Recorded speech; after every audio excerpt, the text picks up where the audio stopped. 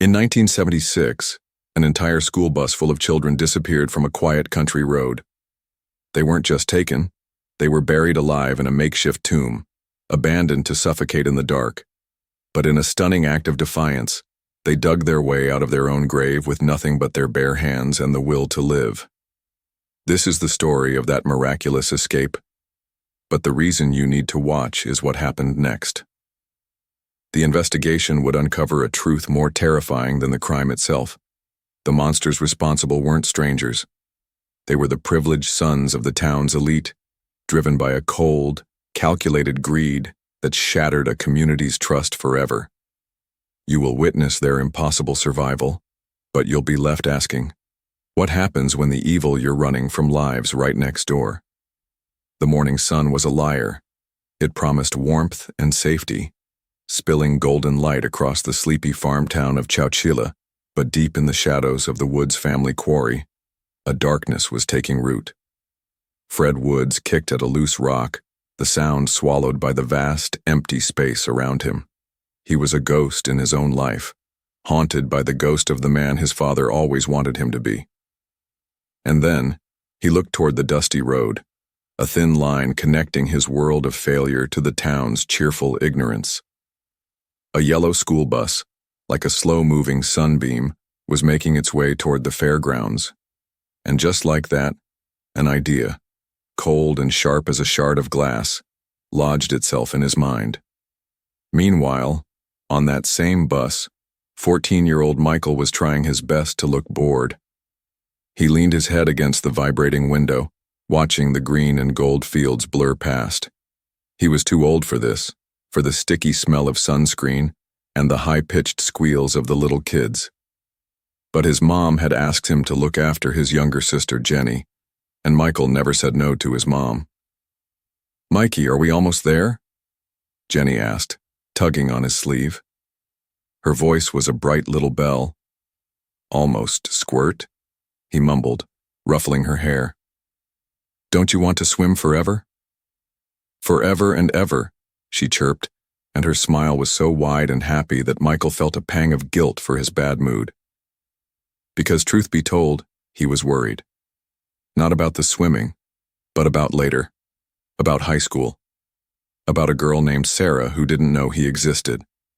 Ed Ray, the bus driver, caught his eye in the rearview mirror and gave a small, knowing nod. Ed had a face like a road map of Chowchilla, full of kind lines and easy turns. He'd been driving this route for years, and he knew every kid, every family, every secret pothole in the road. "Everything all right back there, Michael?" Ed's voice was a low rumble, comforting as the bus's engine. "Yeah, Mr. Ray, just thinking," Michael said. Ed smiled. "That's a dangerous pastime for a boy your age." The kids laughed, and the bus felt like its own little world, safe and sealed off from everything else. It was a bubble of summer and innocence. But then, as the bus rounded a familiar bend, Michael saw it. A white van. It was parked sideways, completely blocking the narrow country road. It wasn't pulled over. It was waiting. His body tensed on instinct. "That's odd," Ed Ray murmured, his hands tightening on the big steering wheel. He slowed the bus to a crawl, the happy chatter from the children fading into a confused silence. The air felt heavier. "What is it, Mr. Ray?" A small voice piped up from the front. "Probably just broke down," Ed said, his voice steady. But Michael saw the flicker of concern in his eyes in the mirror. Deep down, he sensed something was wrong, and then the side door of the van slid open. 3 men stepped out. They wore nylon stockings over their heads, their faces twisted into grotesque, featureless masks, and in their hands, they held shotguns. The bubble burst. Time slowed. Michael's heart hammered against his ribs, a frantic drumbeat against the sudden, terrifying silence. He didn't know what haunted him more, the sight of the guns, or the chilling realization that this was happening here, in the middle of nowhere, in the bright, lying sun. Before anyone could scream, one of the masked men raised his gun and pointed it directly at Ed Ray. And just like that, everything changed. "Don't look at us," a voice like gravel growled through the stocking mask. Look at the floor, every single one of you.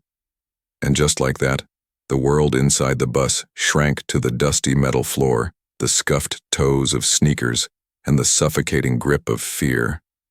The man with the gravel voice moved toward the back, his shotgun held low, while another, taller and thinner, jabbed his own weapon into Ed Ray's side. A third man, silent and watchful, took the wheel. His movements were calm, practiced, which was somehow more terrifying than the shouting. What followed was a nightmare painted in silence. The bus lurched forward, turning off the familiar paved road and onto a bumpy dirt path Michael had never seen before. Jenny, his little sister, was a small trembling weight against his side. He wrapped his arm around her, whispering words he didn't believe himself. "It's okay. It's going to be okay." But the lie felt thin and brittle in the heavy air. He could hear the soft, muffled sobs of the younger children, sounds they tried to swallow before they could be heard. Ed Ray sat stiffly in his seat, his face a stony mask. But Michael saw his knuckles, white as bone, gripping the edge of his seat. He was a captain on a sinking ship, helpless. After what felt like an eternity, the bus shuddered to a stop. They were in a dry riverbed, a slough choked with overgrown bamboo and brush that clawed at the windows like skeletal fingers. The silent driver killed the engine. In the quiet that followed, the leader spoke again. "Outside. Now. One at a time." He slid open the side door of a second van that had been hidden in the trees. "You will jump from the bus door to the van door. Do not touch the ground. Do you understand?" The command was so strange, so specific, that it cut through the fog of fear with a new, sharper terror. This wasn't random. This was planned. A little boy named Robert, no older than 6, started to cry, a high, panicked wail. Without warning, the thin kidnapper whipped his shotgun around, pointing it at the child. "I said quiet," he hissed. In that moment, before anyone could even gasp, Ed Ray moved. He stood up, placing his own body between the gun and the boy. "He's just a child," Ed said, his voice low but steady as a rock. "He's scared. There's no need for that." The thin man hesitated and the leader stepped between them. "No mistakes," he said, his voice dangerously calm. He nodded at Ed. You're last." Meanwhile, back in Chowchilla, the afternoon sun was beginning to dip, painting the sky in shades of orange and purple. At a small house on a quiet street, Maria's mother, Mrs. Garcia, stood on her front porch, her arms crossed, her eyes fixed on the empty road. The Dairyland bus was late. Not just a few minutes late, but nearly an hour. A knot of worry tightened in her stomach. Ed Ray was never late. He was as reliable as the sunrise. She went inside and picked up the phone, her fingers fumbling as she dialed the number for the Parkers' house. "Clara, it's Sofia Garcia," she said, her voice tight. "Is your son David home yet?" There was a pause on the other end. "No, Sophia. I was just about to call you. The bus, it hasn't come." And because of that, a seed of panic began to sprout, spreading from one house to the next through telephone wires, a quiet, invisible wildfire of fear. Within 30 minutes, the Chowchilla police station's single phone line was jammed with calls from frantic parents. At first, the dispatcher tried to soothe them. "Summer routes can sometimes run behind, ma'am. I'm sure they're fine."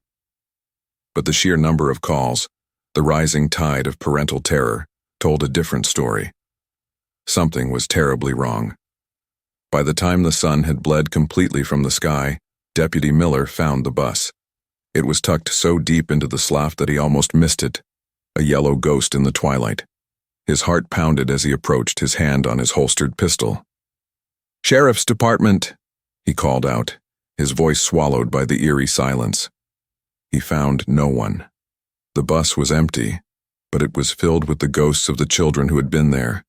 A half-eaten bag of chips, a single small red sneaker, a Wonder Woman lunchbox left on a seat. He picked it up, the plastic cool in his hand. The sheer, crushing absence of the children was a physical weight in the small space. He keyed his radio, his voice strained. "Dispatch, I found the bus. It's empty. God help us, it's completely empty."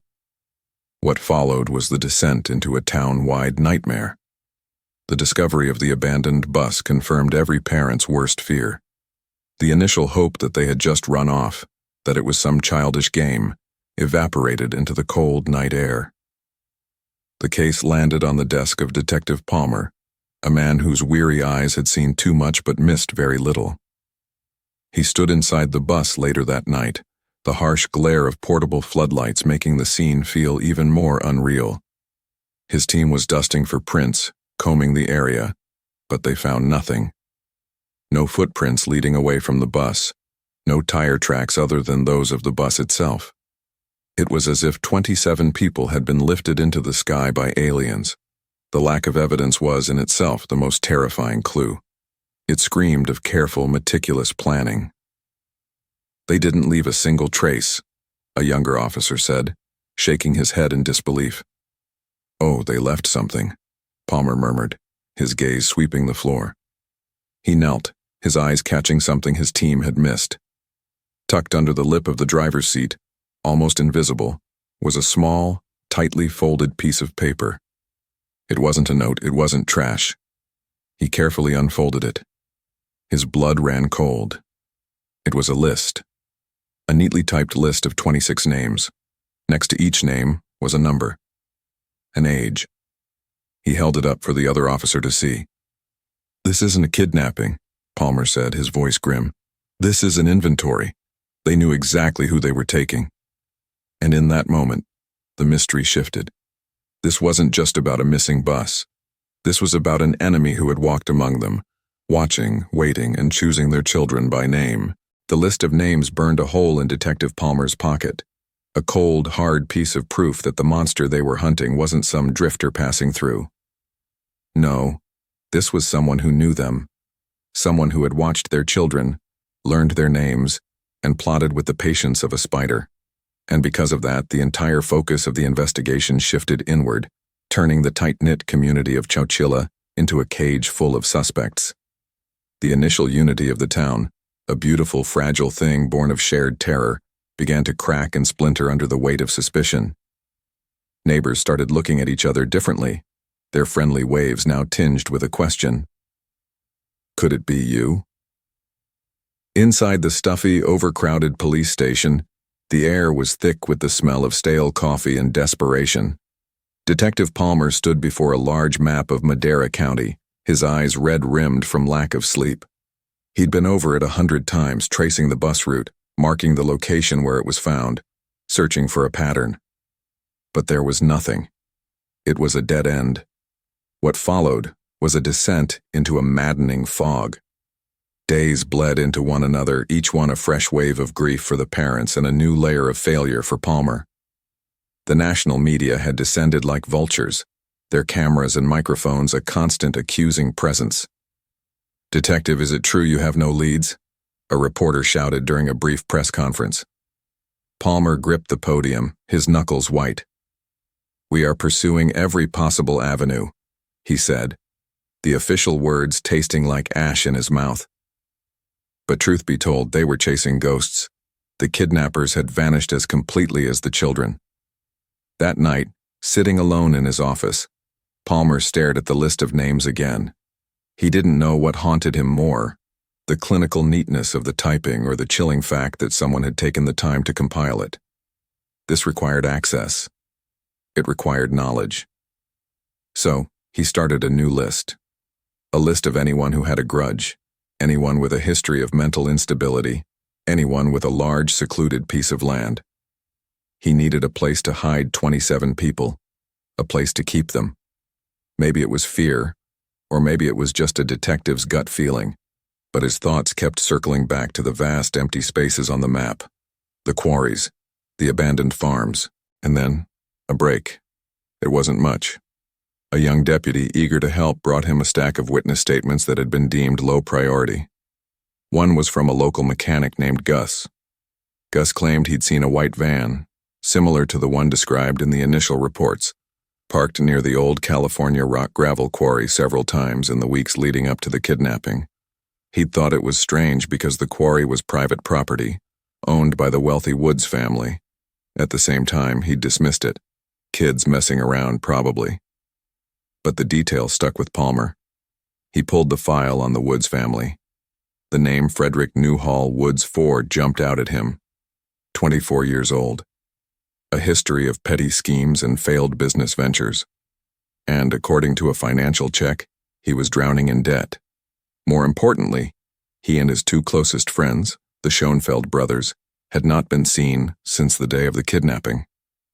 What followed was a tense, carefully orchestrated interview with the family patriarch, Frederick Woods Sr. He was a man carved from granite and arrogance, his wealth a fortress around him. They sat in the cavernous living room of the Woods estate, a place so quiet you could hear the dust settle. "Detective," Woods Sr. began, his voice smooth as polished stone, "I hope you're not wasting your time here. My family has nothing to do with this tragedy." "I'm just following up on a few things, Mr. Woods," Palmer said, keeping his tone even.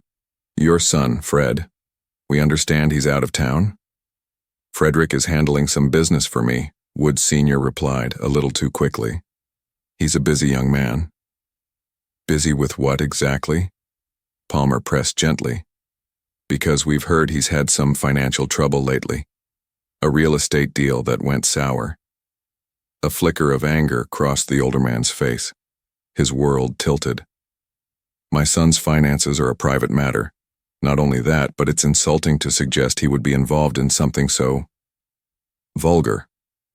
"Is he, Mr. Woods?" Palmer leaned forward, his voice dropping.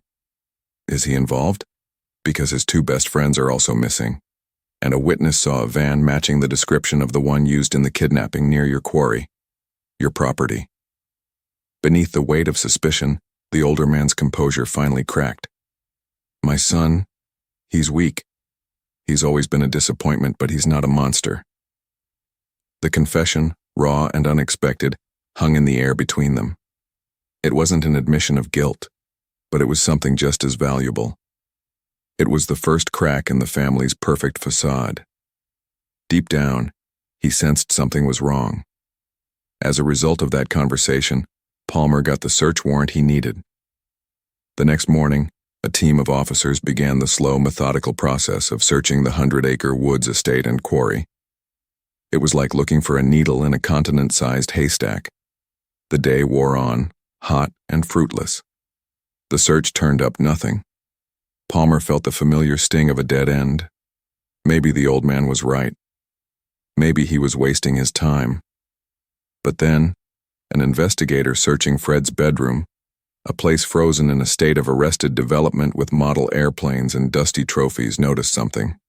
The wastebasket by the desk was empty, except for a single, crumpled ball of paper at the bottom. He smoothed it out. His heart stopped. It was a piece of notebook paper, covered in frantic, angry-looking handwriting. There were words crossed out, sentences rewritten. It was a rough draft, a practice run, and the words, even messy and misspelled, were unmistakable. They were the words of a kidnapper. The investigator's voice was tight as he spoke into his radio. "Palmer, you need to see this." He read the lines aloud. "We have your children. $5 million. No police. We are watching." And that wasn't even the worst part. At the bottom of the page, scrawled and circled, was a list of supplies. Rope, tape, mattresses, and one final chilling item that made the blood freeze in Palmer's veins. A buried moving van. The words on the crumpled paper, "buried moving van," were a key turning a lock in Detective Palmer's mind, opening a door into a room of pure, unimaginable horror. It wasn't just a kidnapping anymore. It was a live burial. And as Palmer's team scrambled, mobilizing every resource to scour the quarry, a different kind of drama was unfolding miles away in a cheap, dusty motel room. Fred Woods paced the threadbare carpet like a caged animal, his face pale with sweat. The Schoenfeld brothers, James and Richard, sat on the edge of a sagging bed, their eyes glued to the rotary phone on the nightstand. This was the moment their entire year-long plan hinged on. The ransom call. And then they dialed. Richard, the younger of the two brothers, held the receiver to his ear, his hand trembling slightly. He listened and listened. A busy signal. A constant mocking beep that echoed the failure of their grand design. "It's still busy," he said, his voice barely a whisper. "The lines are jammed." "Try again," Fred snapped, his voice cracking. "They have to get through eventually." So they tried again. And again. For hours they took turns dialing the Chowchilla Police Department, but the result was always the same. What they hadn't counted on, in all their meticulous planning, was the sheer scale of the panic they had unleashed. The town's love for its children had overwhelmed its infrastructure, creating a shield of chaos that was, ironically, protecting the city's coffers. Because of that, their perfect crime was unraveling, undone not by brilliant police work, but by a community's collective grief. To make things worse, their own exhaustion was setting in. The adrenaline that had fueled them for days was draining away, leaving behind a residue of fear and stupid, clumsy fatigue. Eventually, slumped in their chairs, defeated by a busy signal, the three kidnappers fell asleep. Meanwhile, 12 feet beneath the earth, the world had shrunk to the size of a metal box. The air was the first thing you noticed. It was hot and thick, tasting of sweat, dirt, and the metallic tang of fear. It was hard to breathe, like trying to suck air through a wet blanket. 26 children and one man were packed into the darkness, their bodies a tangled mess of limbs on filthy, stained mattresses. The only light came from a single weak flashlight held by Ed Ray, its beam a feeble sword against the suffocating blackness. He tried to keep his voice calm, a low, steady anchor in the sea of terror. "All right now, let's try a song," he suggested, his voice echoing strangely off the metal walls. "How about This Little Light of Mine?" A few of the older kids tried to sing, their voices thin and wavering, but the song died in their throats. It was hard to sing about light when you were buried alive. Jenny, Michael's sister, had her face buried in his side, her small body shaking with silent sobs. Michael held her tight, his own fear a cold, hard knot in his stomach. He could feel the vibrations from the earth around them, a constant low hum that felt like the planet was breathing on their grave. "Mr. Ray?" a little girl named Rebecca asked, her voice small and trembling. "Are we going to die in here?" The question hung in the hot, stale air. Every child was thinking it. Every child was terrified of the answer. Before Ed could reply, Michael spoke up, his voice louder and firmer than he felt. "No," he said. "We're not. Mr. Ray is going to get us out. Right, Mr. Ray?" Ed Ray met his gaze in the dim light, a silent understanding passing between the old man and the 14-year-old boy. "That's right, Michael," Ed said, his voice full of a confidence he couldn't possibly feel. "We're all getting out of here. We just have to be patient. And we have to be brave." But as the hours crawled by, bravery was in short supply. The small supply of food and water the kidnappers had left was dwindling. The heat was becoming unbearable. And then, a new sound began. A low, groaning creak from above. Dirt and dust began to trickle down from the ceiling, raining on their faces. The roof of the van was starting to buckle under the tons of earth piled on top of it. Panic, cold and sharp, began to ripple through the children. At the same time, miles away, Michael's mother sat by the phone in her silent house. She had called everyone she could think of, family, friends, the police, over and over. But there was no news. There was only the waiting, the not knowing. It was a special kind of torture.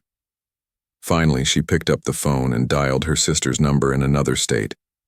When the answering machine picked up, she started to talk, her voice a raw, broken thing. "Hey, Sarah, it's me," she began, her breath catching in a sob. I don't know what to do. Michael and Jenny, they're gone. The whole bus is gone. They just vanished." The police say they're doing everything they can, but what if it's not enough? What if I never see them again? She paused, the sound of her own ragged breathing filling the silence. I keep thinking about this morning. Michael didn't want to go. He said he was too old. And I made him. I told him to look after his sister. Her voice cracked completely. What if that's the last thing I ever said to him? Please, just pray for them. Pray for my babies.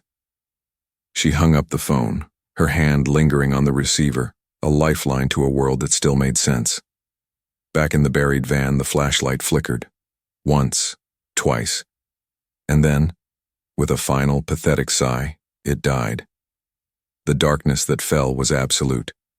It was a physical thing, pressing in on them, stealing their breath. The creaking from the roof grew louder, more insistent. The children began to cry, their soft sobs now turning into open, terrified wails. In that moment, it felt like the end. This was their tomb. This was where their story would finish. Michael held his sister, his own hope shriveling to a tiny, cold ember. But that sound, the groaning of the metal, the shifting of the dirt, it wasn't just the sound of collapse. It was the sound of weakness, the sound of something giving way. And as the silence grew louder, a desperate, impossible idea began to form in Ed Ray's mind. An idea born not of hope, but of pure, stubborn refusal to die. In the suffocating, absolute blackness of the tomb, the children's sobs were the only sound, a thin, ragged chorus of despair. But then, another sound cut through the weeping. It was Ed Ray's voice, not calm and soothing anymore, but sharp and hard as flint. "Stop crying," he commanded, the words a shock in the dark. "Crying uses up the air. We're getting out of here. We're going to dig." For a moment, there was only stunned silence. Dig? Dig through what? Through 12 feet of solid earth? The idea was insane, a drowning man's fantasy. It was Michael who spoke first, his voice cracking but firm. "How?" And then, Ed Ray laid out the plan, his words painting a picture in the darkness. They would stack the filthy mattresses one on top of the other, to create a makeshift platform. From there, they could reach the roof. He remembered a heavy metal plate in the ceiling, a manhole cover of some kind. If they could move it just an inch, they could get out. It was a desperate, impossible gamble. Yet in the face of certain death, the impossible was all they had left. Michael felt a flicker of something he hadn't felt in hours, a tiny, defiant spark of hope. "I'll help," he said, and his voice was the first stone in an avalanche of survival. Meanwhile, as the children began their impossible task, Detective Palmer stood in the glaring sun of the Woods family quarry, the crumpled ransom note feeling like a hot coal in his hand. The Woods buried moving van had transformed the search from a standard grid pattern into a frantic, desperate hunt for a grave. But the quarry was vast, a man-made canyon of rock and dust. They could dig for a week and find nothing.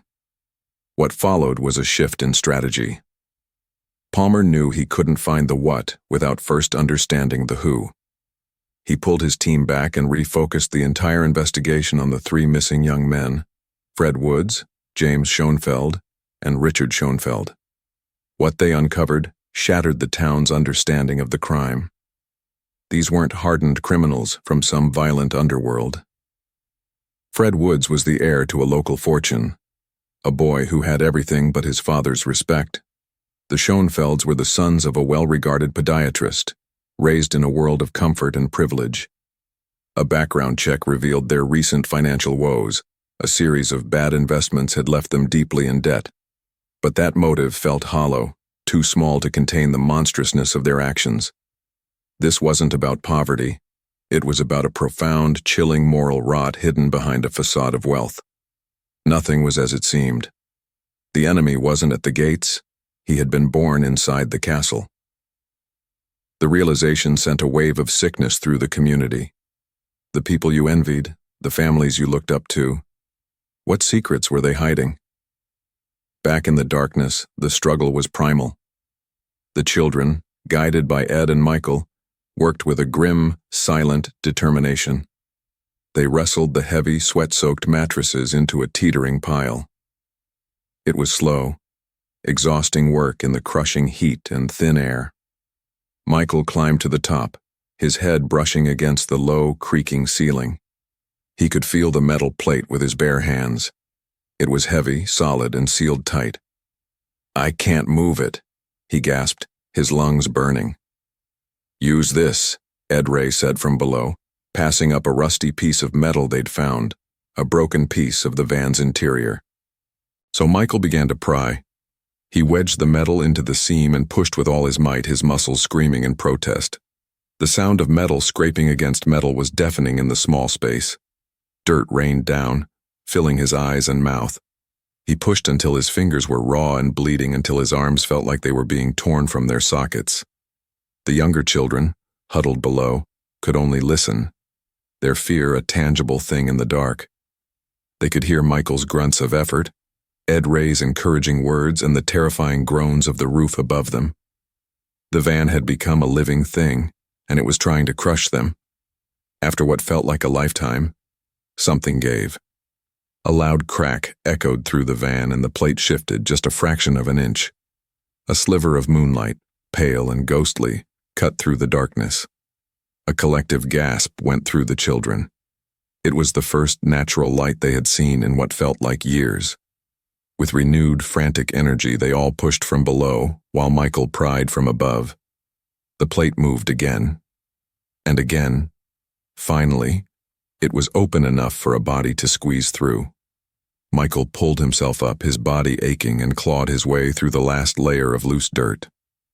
He broke through to the surface, gulping in the cool night air like a man who had just been born. It was sweet and clean, and it tasted like freedom. One by one, he helped the others out, their pale, dirt-streaked faces emerging from the earth like ghosts rising from a mass grave. They stood there, 27 survivors, blinking in the moonlight, surrounded by the dark, silent machinery of the quarry. They were free. But as Michael's eyes adjusted, a new, colder wave of terror washed over him. He recognized this place, the shape of the hills, the silhouette of the rock crusher against the starry sky. He'd been here before on a school field trip. This was the Woods Quarry, and he knew Fred Woods. He wasn't just some faceless monster. He was a kid from town, a kid he'd seen at the local diner. The betrayal was a physical blow, stealing the air from his lungs all over again, and that wasn't even the worst part. As if summoned by guilt, a half-forgotten memory surfaced in his mind. A news report from a year ago. A little girl from a neighboring town had vanished while walking home from school. She was never found. Same area, same time of year. And just like that, the world tilted on its axis. This wasn't about a one-time ransom. There was another missing child, and suddenly Michael knew with a certainty that chilled him to the bone that they had just escaped from a monster who had done this before. The night watchman at the quarry, a man named Bob, was halfway through a stale donut when he saw them. At first, he thought his mind was playing tricks, that the moonlight was carving ghosts out of the shadows.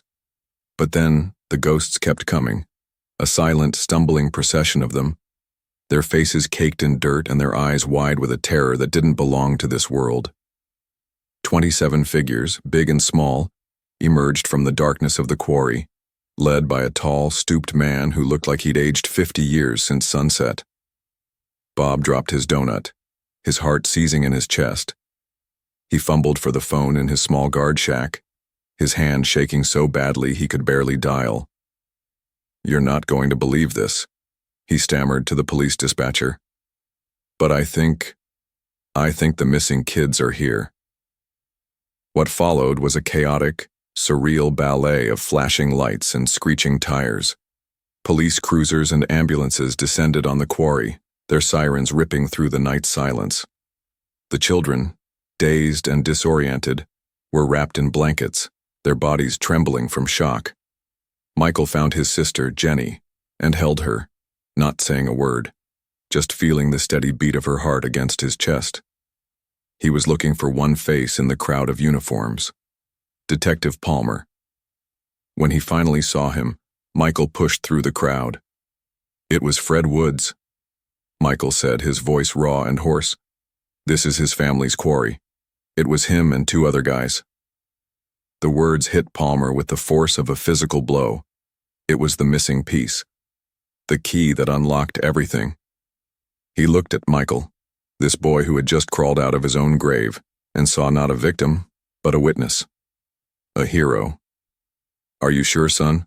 Palmer asked, his voice gentle. "I'm sure," Michael replied, his gaze unwavering.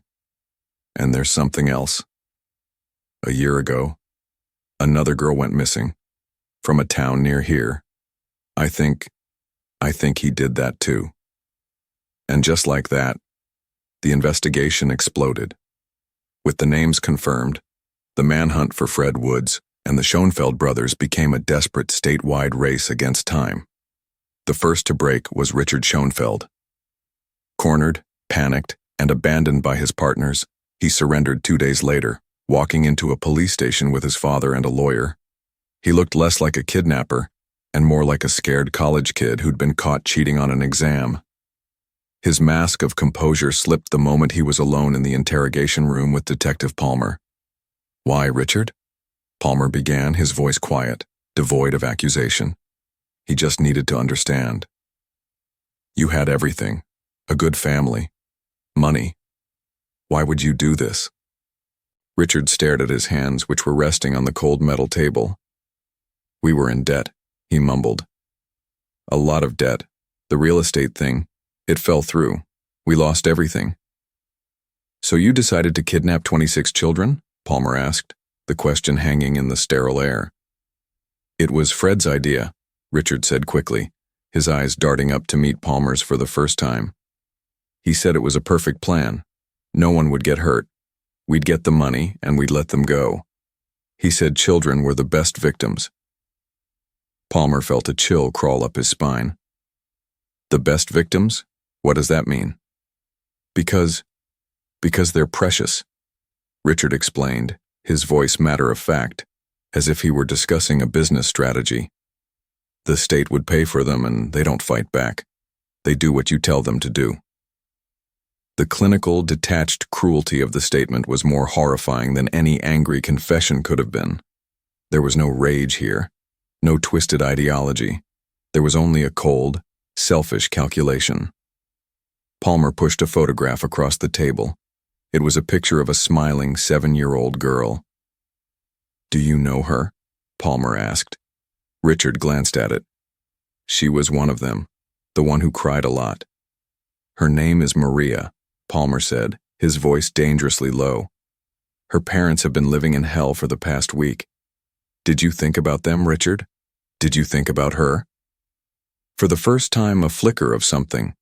Shame, maybe, or just the discomfort of being confronted with the human cost of his actions, crossed Richard's face.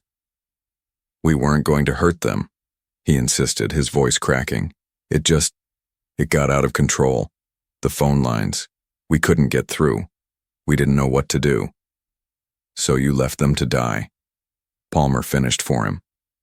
Richard flinched, but he didn't deny it. His silence was a confession all its own. As a result of Richard's confession, the net tightened around the other 2.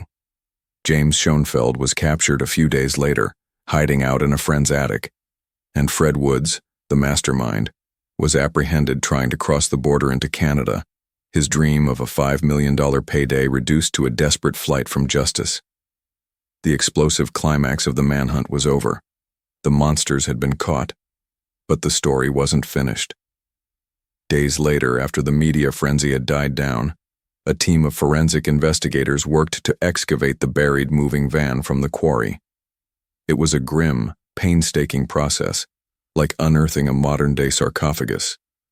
They documented everything: the stained mattresses, the discarded food wrappers, the scratches on the metal walls where children had clawed in terror.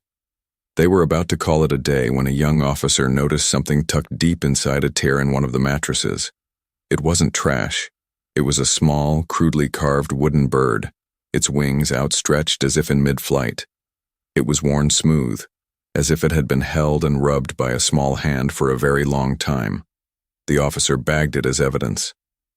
Later that week, Detective Palmer showed the wooden bird to all 26 of the surviving children and their parents. No one recognized it. It didn't belong to any of them. But one thing still didn't make sense. When they ran a chemical analysis on the wood, they found traces of a specific type of pine pollen, a type of pine that didn't grow anywhere near Chowchilla, but was common in the forests hundreds of miles north, near the town where another little girl had vanished without a trace a year before. The gavel fell, the sound as sharp and final as a bone snapping. "Guilty," the judge announced, his voice echoing in the silent, cavernous courtroom. "On all counts." For a single breathless moment, a wave of relief washed over the rows of parents, a fragile tide against a shore of grief. They hugged and they cried, tears of exhaustion and a victory that felt strangely hollow. Because of that, the justice they had fought for felt less like a cure and more like a bandage on a wound that would never truly close. The three young men, Fred Woods and the Schoenfeld brothers, were led away in handcuffs, their faces pale and impassive, their masks of wealth and privilege finally stripped away. They looked not like monsters, but like empty, broken boys, which was somehow worse. The trial was over, but for the 26 children who had survived the tomb, the real sentence was just beginning. What followed was the quiet, unseen unraveling of a town's sense of safety. The children of Chowchilla came home, but they were strangers in their own lives. They were afraid of the dark. They were terrified of vans, of closed doors, of the sound of dirt crunching under tires. Michael, once the easygoing older brother, became a silent, watchful guardian. He no longer teased his sister, Jenny. Instead, he watched her with a haunted intensity, as if she might flicker and vanish right before his eyes. At night he would wake up in a cold sweat, the phantom smell of stale air and damp earth filling his lungs. He was back in the dark, the weight of the world pressing down on him. His mother tried to stitch their lives back together with the familiar threads of routine. She planned a birthday party for Jenny, complete with balloons and a brightly colored cake. But the laughter was forced, the games half-hearted. The other children, the survivors, stood in tight, silent clusters, their eyes holding a shared, secret knowledge that set them apart from everyone else.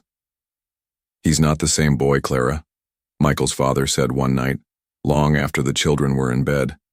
They sat in the kitchen, the silence between them as heavy as a shroud. "They buried that boy in the quarry. I don't know who this new one is." Clara wiped a tear from her eye. "We have to try," she whispered. "We have to bring him back." But deep down, she knew her husband was right. You couldn't unbury the dead. Meanwhile, long after the case was officially closed, Detective Palmer sat alone in his office, the city lights outside painting his window with lonely streaks of color. The case had made him a local hero, the man who brought the monsters to justice. Yet, he felt no sense of triumph. He felt only the gnawing, unfinished business of it all. On his desk, under the harsh glare of his lamp, sat the small, crudely carved wooden bird in its plastic evidence bag. It was the ghost in the machine, the one piece of the puzzle that refused to fit. He had interviewed all the kidnappers separately. He had pressed them, bullied them, and offered them deals. Not one of them knew anything about the bird. It wasn't theirs. He pulled out the file for the other missing girl, Sarah Jane Maxwell. Her face, a smiling school picture, stared up at him. She had vanished a year before the Chowchilla kidnapping, from a town hundreds of miles to the north. A town surrounded by the same type of pine trees whose pollen had been found on the wooden bird.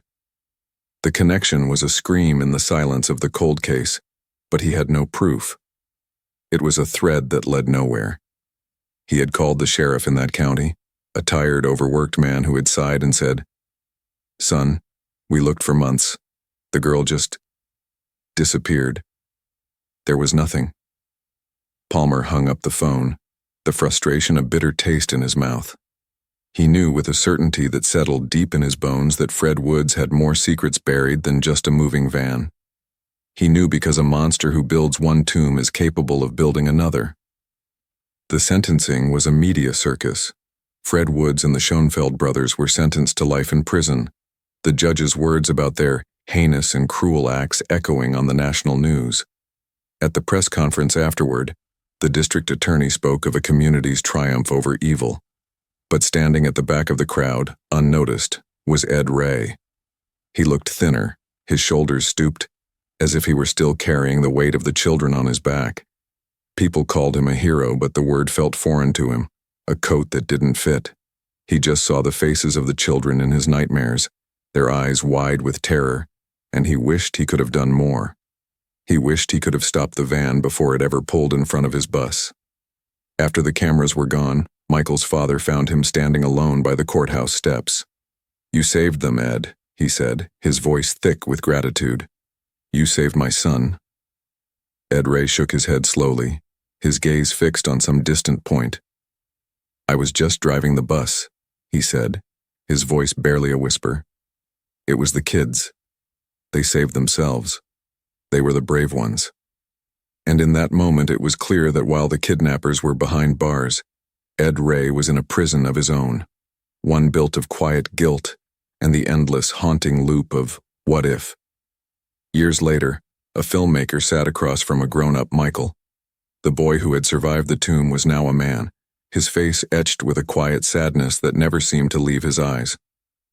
"People talk about closure," Michael said, his voice low and even. He stared out the window of his simple apartment, at a world that had kept spinning while his had stopped. "The trial, the verdict, that's not closure. That's just paperwork. The story doesn't end there. It lives inside you. Some of the kids, they moved away, changed their names, tried to outrun the memory, but you can't. It's always there." The filmmaker leaned forward. "Do you ever think about them? Woods and the Schoenfelds?" Michael was silent for a long time. The only sound, the soft hum of the air conditioner. "I try not to," he said finally. "But sometimes, I wonder about the why. That's the part that still haunts me. It wasn't about being poor or desperate. They had everything. Why would you throw it all away to create so much pain? What is that empty inside a person that makes them do something like that?" He turned from the window, his eyes meeting the camera for the first time. "That's the real mystery. Not who did it, or how we got out. But why? And I don't think I'll ever have an answer to that." But one thing still didn't make sense. The wooden bird, the pollen, the other missing girl. And as Michael spoke, the unanswered question hung in the air, a final, chilling hook. The men were in prison, but was the whole truth still buried somewhere out there, in a quiet patch of woods far to the north? Decades can pass in the blink of an eye, but trauma has no watch. It doesn't know time. For the children of Chowchilla, the year was always 1976, and the air always tasted of dirt and fear. And then, after years of quiet, hollow justice, the past came roaring back. The news broke on a Tuesday, a headline that felt like a slap in the face. Fred Woods, the architect of their nightmare, the man who had buried them alive, had been granted parole. He was going to walk free. For the survivors, it was a chilling, final betrayal. The monster they had put away wasn't gone. He had just been waiting. What followed was a slow, quiet echo of the original horror. The survivors, now middle-aged men and women with children and mortgages of their own, found themselves pulled back into the vortex. They gave interviews, their faces etched with a familiar pain, their voices trembling with a rage that had never truly slept. They spoke of nightmares that had never left, of a trust in the world that had been shattered and could never be repaired. One survivor, a woman who had been just 8 years old in the van, stood before a bank of news cameras, her hands shaking. "He doesn't get to be a grandfather," she said, her voice cracking. "He took our childhoods. He doesn't get to have a normal life now. It's not right." but the system, with its cold calculus of time served and good behavior, disagreed. The doors of the prison were opening. Meanwhile, in a small, quiet house hundreds of miles away, a retired Detective Palmer sat in his favorite armchair, a cardboard box of old files on his lap. He was an old man now, his hair white as snow, but his eyes still held the sharp, restless energy of a hunter who knows his prey is still out there. He didn't care about the parole hearing. For him, the case had never been about the prison sentences. It had been about the truth. And the whole truth had never been found. He reached into the box and pulled out a small plastic bag. Inside was the crudely carved wooden bird. After all these years, it was still his ghost. He had tried. Lord knows he had tried. He had spent his own money, his own time, trying to link Fred Woods to the disappearance of Sarah Jane Maxwell. He had driven north, walked the woods where she was last seen, and talked to her heartbroken parents, who still left a light on for a daughter who would never come home. But the trail was ice cold, buried under years of official indifference and a lack of hard evidence. The pollen was a connection, but it wasn't proof. He could never prove it. And so, the bird remained a silent wooden testament to a second crime he was certain had happened, a second family destroyed by the same quiet, privileged monster. The why of it all still gnawed at him. It wasn't just about money. It was about power. About the thrill of holding lives in his hands. And Palmer knew, with a certainty that made his old bones ache, that a man who enjoys that thrill once will always hunger for it again. In a quiet suburban neighborhood, a grown-up Jenny tucked her own daughter into bed. She checked the locks on the windows twice. She made sure the nightlight was on. Her daughter looked up at her, her eyes wide and trusting. "Mommy, can you tell me a story?" she asked. Jenny smiled, a sad, gentle thing. "Once upon a time," she began, but she couldn't bring herself to tell a story about princesses or dragons. Instead, she told a story about brave children who found their way out of the dark. She left out the scariest parts, of course. She left out the monsters. But her daughter still shivered. "Were they scared?" her daughter asked. "Yes, sweetie," Jenny whispered, stroking her hair. "They were very scared. But they held on to each other. And they never, ever gave up." As she closed the bedroom door, she leaned against it, her heart pounding. The fear was a part of her now, a genetic inheritance she prayed every day she wouldn't pass on to her own child. But she knew it was too late. It was in her blood. And Michael never left Chowchilla. He stayed, not out of loyalty, but because he felt tethered to the place, anchored by the memory of what had happened there. He stood now at the edge of a field, the setting sun painting the sky in fiery strokes of orange and red. It looked just like it had on that long-ago July evening. He had heard about Fred Woods' parole. He wasn't surprised. He had never believed in the neat, tidy endings they showed in the movies. Life was messier than that. Evil didn't always wear a sign. Sometimes it wore a friendly face. Sometimes it was the boy who lived down the street. He thought about Ed Ray, who had passed away years ago, a quiet, humble man who had carried his own invisible scars to the grave. He thought about the other kids, scattered now like seeds in the wind, each carrying their own piece of the darkness. The world had called them survivors, but that wasn't the right word. You only survived something if it was over. And for them, it would never be over. It was a low, constant hum beneath the surface of their lives, a ghost that walked beside them every single day. He looked out at the long shadows stretching across the field. The world looked peaceful, normal, safe. But he knew better. He knew that just beneath the surface of things, darkness could be waiting. He knew that people had secrets, deep and terrible ones, that they carried around with them every day. And as the last sliver of sun disappeared below the horizon, he was left with the one question that had echoed through his entire life, the one question that had no answer. If he had seen that look in Fred Woods' eyes, that flicker of emptiness, months before the kidnapping, if he had noticed that one small wrong thing, Would any of this have happened? Would the children of Chowchilla still be sleeping soundly, their dreams untouched by monsters? What would you have done? The story of Chowchilla is over, but countless others remain untold. Follow us now to uncover the next chilling case hiding in plain sight.